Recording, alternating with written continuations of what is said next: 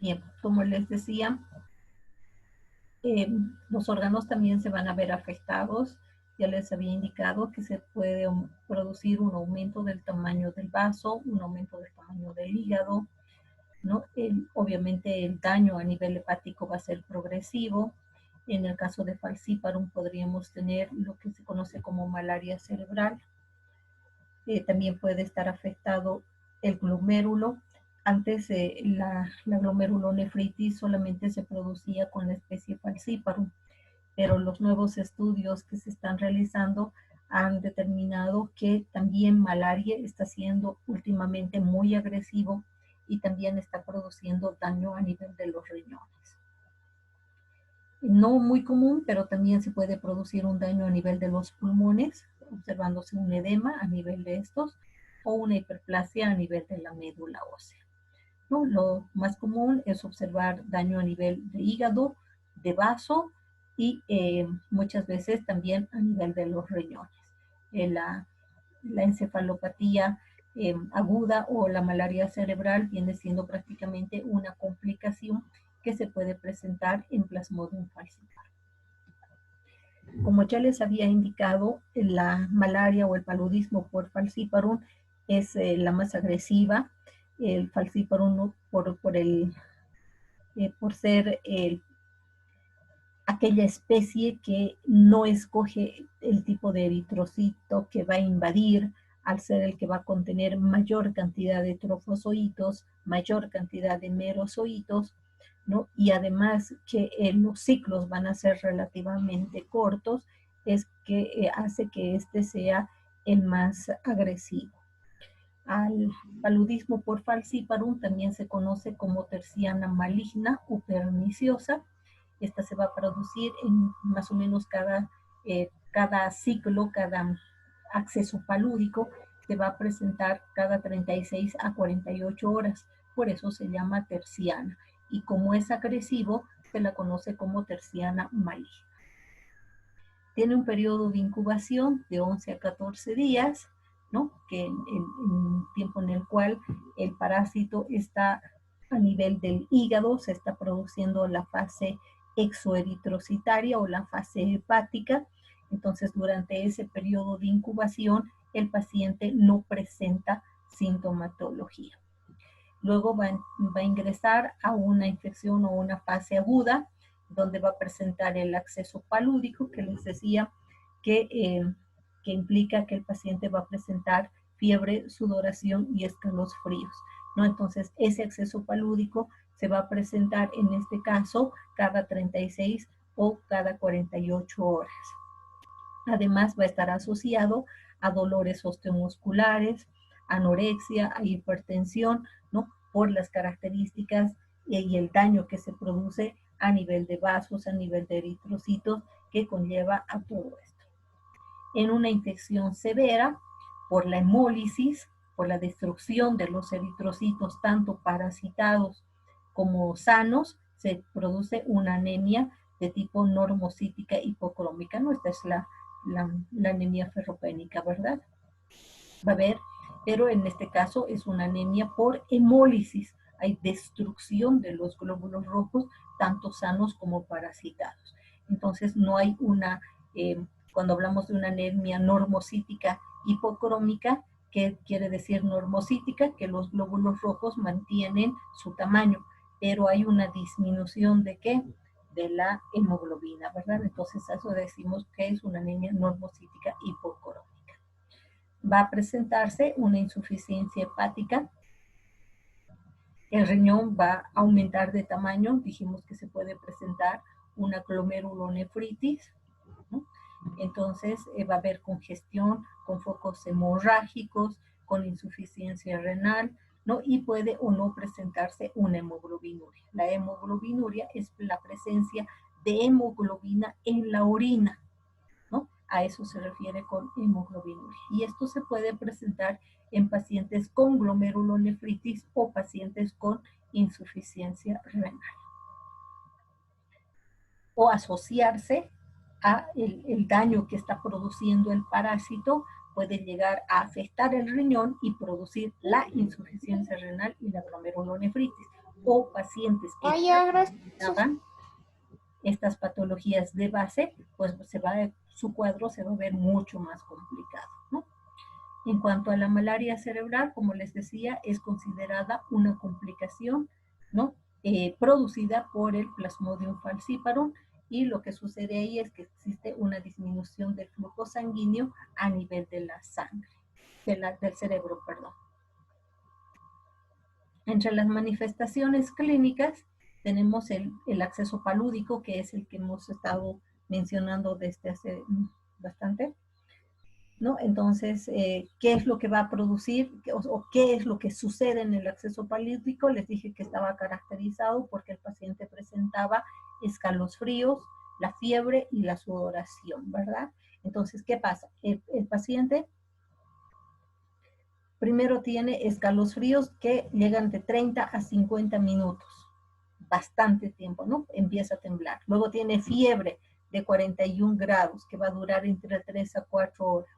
Luego empieza a sudar, luego otra vez escalofríos, la fiebre, el sudoración, ¿no? Pero eso no se produce cada 10 minutos, cada 15 minutos, sino solamente se produce este acceso palúdico cada vez que se rompe un esquizonte maduro.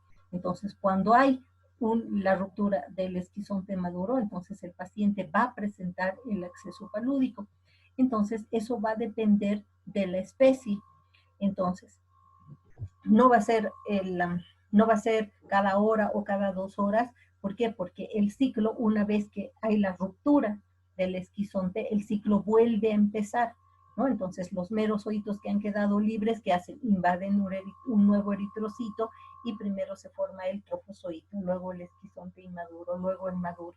Entonces eso lleva un tiempo, ¿no? Entonces se va a presentar de acuerdo a la especie cada 48 horas en Vivax y Ovale, cada 36 a 48 horas en Falciparum o cada 72 horas en malaria.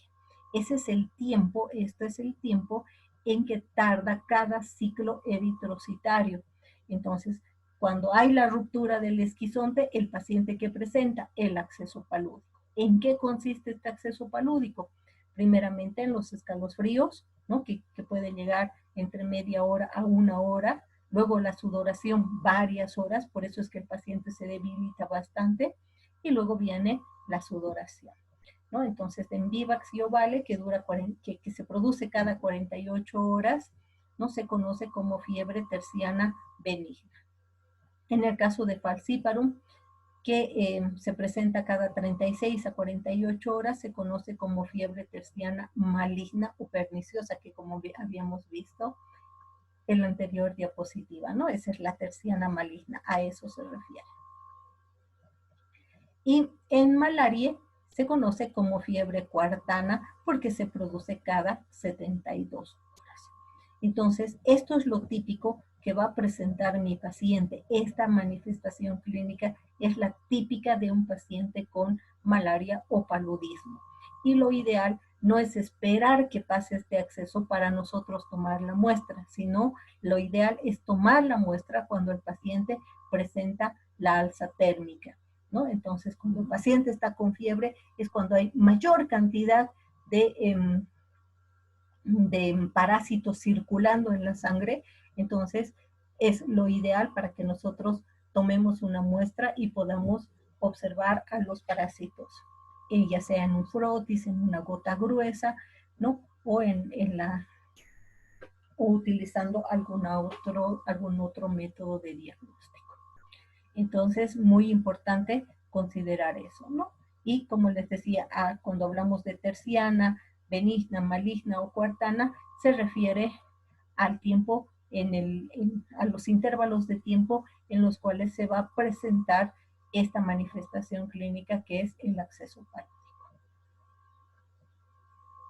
En cuanto a la inmunidad, tenemos la inmunidad natural, conferida por factores congénitos, como por ejemplo la deficiencia de la glucosa 6-fosfato deshidrogenasa, la hemoglobina fetal y el grupo sanguíneo DUFI que se presenta en el África, ¿no? Y la adquirida sería por un estímulo antigénico, por la presencia del parásito, ¿no? La fagocitosis, que vendría siendo un mecanismo no específico de defensa, porque sabemos que el parásito lo que hace es invadir un eritrocito para multiplicarse, entonces se podría, lo que se va a producir además va a ser un aumento de las inmunoglobulinas. Acuérdense que hay un agente extraño que está en nuestro organismo, ¿no? Entonces, ¿qué hace nuestro sistema inmune? Es formar anticuerpos contra ese parásito. Entonces va a haber un aumento de las inmunoglobulinas, tanto IgG, IgM e IgA. En cuanto al diagnóstico, tenemos exámenes directos y tenemos exámenes indirectos. Los ideales son los exámenes directos porque la carga parasitaria es alta, entonces nos conviene realizar estos exámenes, especialmente cuando el paciente está en una fase aguda de la enfermedad, entonces el parásito se está multiplicando en la sangre y lo ideal es ver un examen o elegir un examen directo para poder observar directamente al parásito. Entonces, entre esos tenemos la gota gruesa, el extendido sanguíneo, el PCR para la determinación del ADN o del RNA, el método del QVC, ¿no? Que también es muy útil, que se realiza en tubos capilares, el Parasite, que solamente se utiliza para Plasmodium falciparum, ya que detecta una proteína que presenta esta especie, que es la 2-HRP2. Entonces, el Parasite nos sirve específicamente para determinar si se trata de la especie falcipa. En cambio, la gota gruesa, el extendido o cualquiera de estos 4 primeros métodos nos sirven para determinar la especie de cualquiera de ellos, ¿no? O sea, nosotros al observar al parásito vamos a poder determinar si se trata de la especie Vivax, malaria o falciparum, ¿no? Y el ADN, pues sabemos que el PCR es mucho más específico, que nos va a dar, ¿no? No solamente el parásito, sino la especie a la cual corresponde. En cuanto a los exámenes indirectos, pues tenemos a las pruebas inmunológicas para la determinación de anticuerpos, ¿no? No nos olvidemos que acá lo que se determina son anticuerpos en la sangre del paciente. Entonces tenemos al ELISA, al FAST ELISA y a la hemoglutinación, ¿no? Entonces tenemos estos 3 exámenes indirectos que podemos realizar y dependiendo la fase tenemos que escoger si vamos a realizar un ELISA IgM o IgA en caso de fase aguda, o una ELISA IgG si estamos queriendo pesquisar en fase crónica. Entonces, tanto el ELISA como el fase ELISA nos permiten hacer la pesquisa de cualquiera de las tres inmunoglobulinas. En cambio, la hemoaglutinación indirecta solo nos va a permitir pesquisar a la inmunoglobulina de tipo IgG.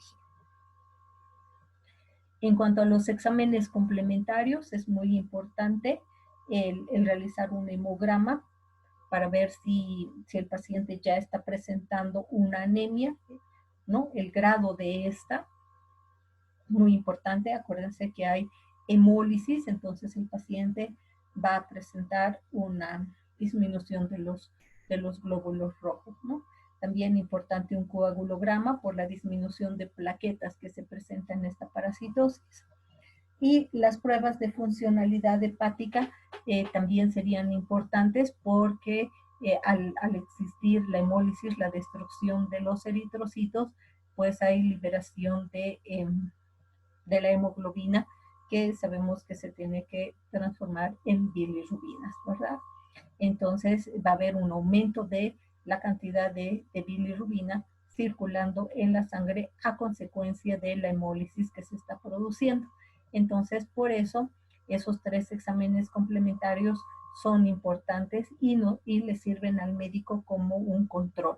Entonces, lo más probable es que los médicos soliciten las pruebas de diagnóstico junto con los exámenes complementarios y luego vayan haciendo un seguimiento de acuerdo al tratamiento que están realizando para ver si el paciente está reaccionando, ¿no? Y está respondiendo al tratamiento de la enfermedad.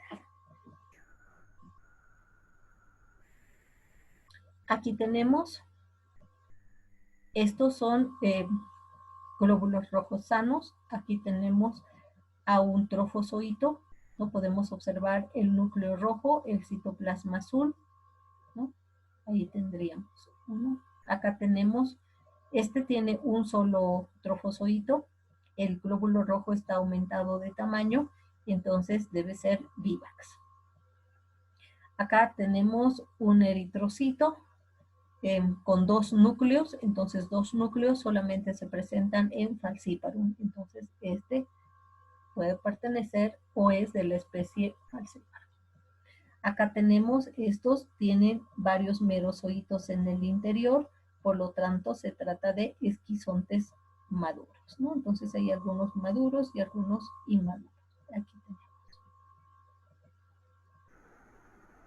Este sería un gametocito, por las características que tiene, es un gametocito de Plasmodium falciparum, ¿no? Aquí tenemos trofozoitos con dos núcleos, aquí también, aquí tenemos uno con un solo núcleo, acá, ¿no? Entonces, y miren cómo están los eritrocitos, ¿no? El tamaño del eritrocito es normal, pero existe una disminución de la hemoglobina, están pálidos, ¿no? Entonces eso se presenta, eso es típico. Acá también estamos observando, así se ven, este es un frotis muy bien hecho de un paciente con gran cantidad de parásitos, como podemos observar. Aquí en un solo enfoque estamos observando 5, en realidad casi 6 glóbulos rojos parasitados, observando tanto a los trofozoitos como al esquizonte maduro. Aquí tenemos mayor cantidad, ¿no? Incluso acá los eritrocitos están apilados, ¿verdad? Y aquí vemos al esquizonte, al gametocito. Aquí hay un gametocito, aquí hay un pequeño esquizonte, pero estos son gametocitos y estos son trofozoitos, aquí hay otro gametocito, ¿no? Entonces, estas son como nosotros observamos en un frotis o extendido sanguíneo. En una gota gruesa, lo que sucede es que se destruye el glóbulo rojo y solamente observamos al parásito. Entonces, cuando ya es un bioquímico con experiencia, puede ser mucho más fácil observar solamente, pero cuando no tiene mucha experiencia es mejor observarlo dentro del eritrocito para también así tener la posibilidad de comparar el tamaño de un eritrocito sano con un eritrocito parasitado, ¿no? Y así poder guiar también en el diagnóstico. En cuanto a los vectores, les dije que el vector es el mosquito Anopheles hembra, que es un díptero hematófago, que lo que hace es alimentarse de sangre para para que se pueda producir la maduración de sus huevos. Entonces, este díptero presenta una metamorfosis completa, es decir, que va a haber el adulto, que se llama ímago, ¿no? Tanto hembra como macho, ponen los huevos, del huevo sale la larva la pupa, y de la pupa se da lugar al parásito adulto que vendría siendo el ímago. Entonces tienen estadios evolutivos que son completamente diferentes uno del otro, se alimentan de diferentes nutrientes y se encuentran también en diferentes lugares, ¿no? Lo cual no sucede con aquellos que tienen una metamorfosis incompleta. Entonces el huevo es distinto de la larva diferente de la pupa y la pupa completamente diferente del adulto. El tiempo de vida de esta especie de mosquitos es de 45 días. Los nichos ecológicos, como ya les había dicho, se encuentran principalmente en depósitos de agua, en agua que está detenida, ¿no? Entonces, los pantanos,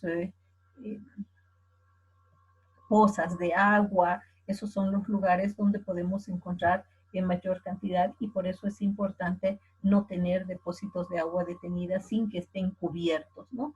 Si tenemos una poza, pues muy importante que esta esté cubierta para que no ingresen ahí los mosquitos y coloquen los huevos para que ahí desarrollen las larvas. O sea, las larvas son las que desarrollan en el agua, y por eso el nicho ecológico es ambientes con depósitos de agua, ¿no? Con temperaturas entre 25 a 27. Y existen pues muchas especies, alrededor de 85 de las 400 especies pueden transmitir la malaria o el paludismo. Entonces, entre las más importantes tenemos al mosquito Anopheles, que les decía, a las especies Albinamus, al Anopheles crucians, al Anopheles freborni, al Albitarsis. Entonces existen muchas especies, ¿no? Lo que más me interesa a mí es que ustedes, cuando yo les pida cuál es el vector responsable de la malaria o paludismo, ustedes me indiquen que son los mosquitos Anopheles hembra, ¿no? Eso es lo más importante, los Anopheles hembra, que son los que transmiten esta enfermedad. Podemos situar a esta enfermedad en lugares donde existe mucha maleza, como observamos en la fotografía, ¿no? En casas precarias, de construcción precaria, en las que no se tienen los mosquiteros, tanto en las rejillas, en las puertas y en las ventanas, mosquiteros para dormir, que es importante para evitar que los mosquitos les piquen en la noche, ¿verdad? Entonces, donde hay bastante vegetación es donde encontramos mayor cantidad de pacientes con malaria, ¿no? Son consideradas áreas endémicas. Es importante para la prevención hacer un control del vector. Para eso es importante rociar insecticidas en las paredes de las habitaciones para eliminar a los mosquitos. Luego también usar algunas sustancias para eliminar a las larvas y las pupas, pero esto se puede hacer directamente cubriendo aquellas reservas de agua que nosotros tenemos, y evitar tener pues alguna latita, baldes o las llantas ahí alrededor de la casa, que no solamente nos ayudan a prevenir malaria, sino también dengue, chikungunya y una serie de enfermedades que son transmitidas por vectores, por dípteros hematófagos, que lo que hacen es justamente colocar los huevos en estas en estas aguas detenidas, ¿no? Entonces eso es muy importante, la eliminación, por eso hablamos aquí de la eliminación de los criaderos de los anofelinos, ¿no? Entonces muy importante en zonas endémicas evitar tener agua detenida alrededor de la casa para evitar que ahí exista eh, el desarrollo de los vectores. También es importante la prevención del hombre sano, como les decía, utilizando o durmiendo bajo mosquiteros en las zonas endémicas y colocar las telas metálicas tanto en las puertas y ventanas para evitar que los mosquitos ingresen en la casa. Cuando se sale, cuando se está pues trabajando fuera de la casa, es importante usar los repelentes para evitar las picaduras y también, por más de que haga calor, tratar de utilizar ropa bastante delgada, pero que cubra los brazos, las piernas, no tenerlas descubiertas, especialmente si uno no es de la zona, porque sabemos que justamente cuando no somos de la zona es cuando más nos pican, ¿verdad? Entonces es importante tener ese cuidado, pero aún así las personas que viven en las zonas endémicas igual tienen que tener cuidado porque pueden adquirir la enfermedad. Es muy importante también el tratamiento a los enfermos para evitar que se continúen con el ciclo, ¿no? Entonces, que mosquitos que pican al enfermo, pues ya estén ahora enfermos y puedan transmitir la enfermedad a otros hospederos. Entonces, muy importante el tratamiento a los enfermos, luego dar a conocer por qué es importante el que las personas duerman bajo mosquiteros, especialmente con los niños, hay que tener mucho cuidado, informar a la población en zonas endémicas de la importancia de hacer un tratamiento adecuado, de no esperar que el paciente se ponga mal para llevarlo al médico, ¿no? Eso es muy importante siempre, ¿no? Entonces, informar a la población sobre las enfermedades que son prevalentes en las zonas donde viven. En cuanto al tratamiento, existen varios medicamentos que se utilizan para malaria. Es importante el hacer no se da para malaria un solo medicamento, sino se hace una combinación de los medicamentos de acuerdo a la acción que estos tengan. Entonces, y obviamente vamos a ver, de acuerdo a la etapa, ¿no? Los fármacos antipalúdicos, de acuerdo a su eficacia frente a las diversas etapas por las cuales transcurre en el ciclo vital del plasmodium, se clasifican en esquizonticidas tisulares o hísticos. Entonces, estos esquizonticidas tisulares o hísticos lo que van a hacer es eliminar a las formas hepáticas, ¿no? Entonces van a eliminar esquizontes tisulares, criptozoitos e himnozoitos. Los que esquizonticidas sanguíneos son los que van a actuar sobre parásitos eritrocitarios, es decir, sobre trofozoitos, esquizontes inmaduros, maduros y gametocitos. Y hay uno específico que son gametocidas que destruyen directamente a las etapas sexuales y de esta manera se impide la transmisión a los mosquitos. Entonces, obviamente no solamente vamos a querer atacar a los que estén en el hígado, a los que estén en la sangre o solamente a los gametocitos, ¿verdad? Entonces lo que se hace es una combinación de estos para que tengamos un tratamiento adecuado. Entre los que se utilizan son la quinina y sus derivados. La quinina tiene una actividad esquizonticida sobre todas las especies de Plasmodium y gametocida sobre las especies Vivax y Malaria. En la actualidad su empleo ha sido superado por la cloroquina, que es menos tóxica que la quinina, ¿no? Pero la quitina y la quinidina están indicadas en cepas de Plasmodium falciparum, ¿no? Que son resistentes a la cloroquina y se realizan en una combinación con la pirimetamina y la sulfadiazina. El éxito depende de cuán rápido sea administrado al paciente, entonces en una fase aguda va a tener mejor efecto que en una fase crónica. La quinina actúa sobre todo el ciclo eritrocitario de la malaria, excepto sobre los gametocitos de Plasmodium falciparum. Entonces, esta quinina hay que asociar con un gametocida, de tal manera que tengamos el efecto completo. La cloroquina, ¿no?, es una 4-aminoquinoleína con poderosa actividad antimalárica, actúa sobre las formas sanguíneas de los plasmodios, ¿no?, y es ideal, es gametocida sobre el Plasmodium vivax, entonces se puede utilizar también combinada. La primaquina es una 8-aminoquinoleína, se emplea principalmente en la cura radical de la malaria, producida por las formas exoeritrocitarias de Plasmodium vivax y ovale. Entonces, ¿qué tenemos? Que la primaquina nos va a ayudar a eliminar a quién principalmente, a los hipnozoitos. Sabemos que estos hipnozoitos son los responsables de las recaídas en los pacientes. Entonces, muy importante asociar siempre a la primaquina cualquiera de los medicamentos que elijamos. ¿Para qué? Para evitar que el paciente tenga recaídas. La primaquina también actúa sobre formas hepáticas primarias del falciparum y sobre gametocitos, pero no debe emplearse en mujeres embarazadas. Entonces ahí tenemos que ver de elegir, ¿no? Estas dosis que vemos acá, de cuántas tabletas de cloroquina más cuántas de primaquina, son protocolos que ya están establecidos en los hospitales de aquellos departamentos o de aquellos lugares donde la enfermedad es endémica.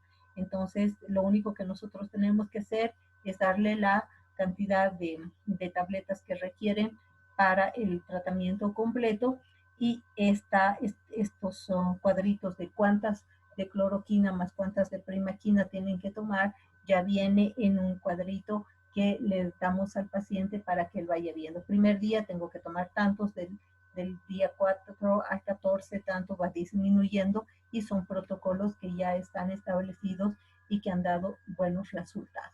Entonces, en las instituciones de salud ya están establecidos estos protocolos. También se puede dar las diaminopiridinas, como la pirimetamina, que es un buen agente supresor de la malaria, actúa tanto sobre formas hepáticas primarias y sanguíneas, principalmente de falciparum. Las sulfonamidas, como la sulfadoxina, la sulfadiazina, actúan sobre esquizontes sanguíneos, principalmente de Plasmodium falciparum, ¿no? Entonces, la quinina, la cloroquina, la primaquina son los medicamentos de primera elección que pueden ser combinados con la pirimetamina y la sulfadiazina. Y tenemos como tratamientos alternativos estos que son la Punica granatum, que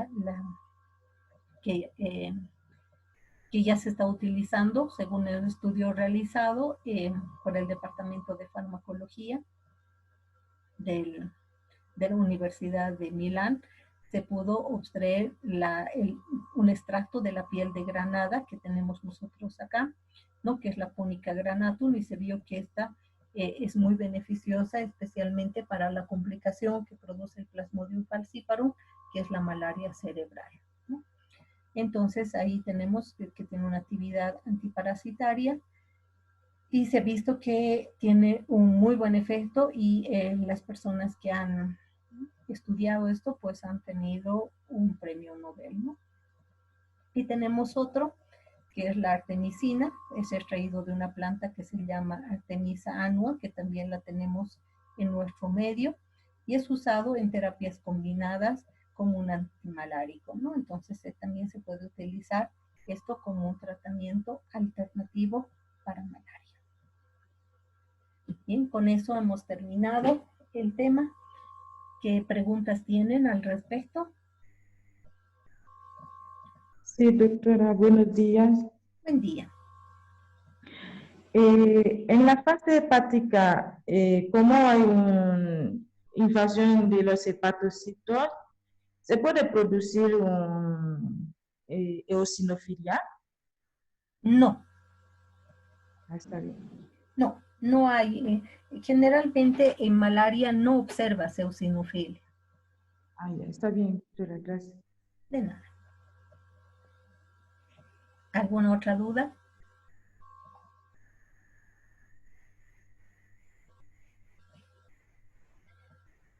¿Revisaron la explicación del ciclo? Sí, Sí, doctor. Con eso se logra comprender más, ¿verdad?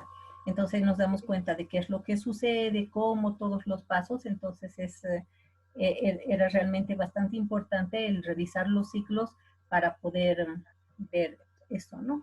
Ahora, toda la parte práctica de malaria la vamos a ver presencial, ¿no? Entonces vamos a hacer los extendidos, vamos a diferenciar una gota gruesa de un extendido, cómo se hace, qué características hay que observar y vamos a ver placas, ¿no? O sea, tengo varias placas de las distintas especies para que ustedes puedan observar en el microscopio y poder determinar, ¿no? La diferencia entre uno y otro. ¿No? Como les decía, tienen todas las figuras para que ustedes puedan diferenciar a una especie de la otra en las guías prácticas. ¿Se acuerdan que al final les di unas impresiones a color? Esas son de malaria y eso es importante que ustedes las vayan revisando y en base a eso vamos a hacer las clases prácticas mirando en el microscopio y comparando con las figuras que tenemos en la guía práctica.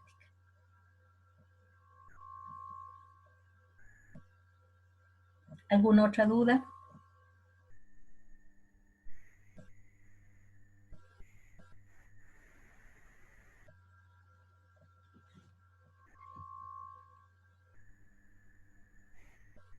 Muy bien.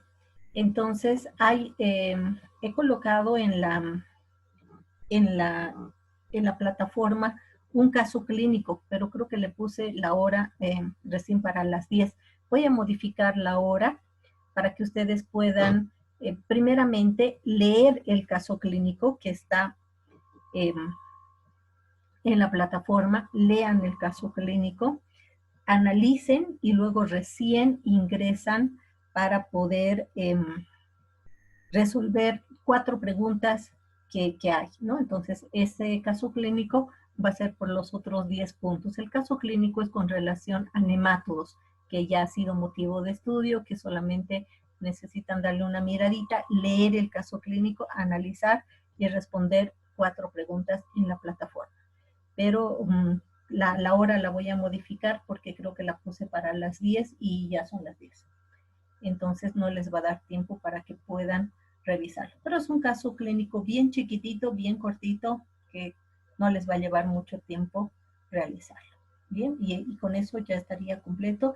He revisado la pregunta que ustedes me decían de la punchocerca, la he corregido de forma manual, entonces ya ustedes pueden observar esto en sus revisiones. Bueno, entonces, si no hay más preguntas, nos vemos la siguiente clase. Hasta luego. Hasta luego, doctora.